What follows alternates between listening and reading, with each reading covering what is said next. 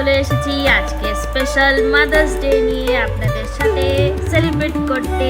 তো তাই আমি আমার মাকে নিয়ে গেলাম সাবেকিয়ানা রেস্টুরেন্ট, যেটা কিনা যোধপুর পার্কের কাছে ছিল। ওখানে সামার স্পেশাল থালি, সেই থালির মধ্যে কি না কি ছিল, বাসন্তী পোলাও, বাসমতি রাইস, পাঁপড়, বেগুন ভাজা, স্যালাড, সোনা মুগ ডাল, পনিরের একটা আইটেম, মাটন, চিংড়ির মালাইকারি, আর ছিল আপনার অনেক কিছু।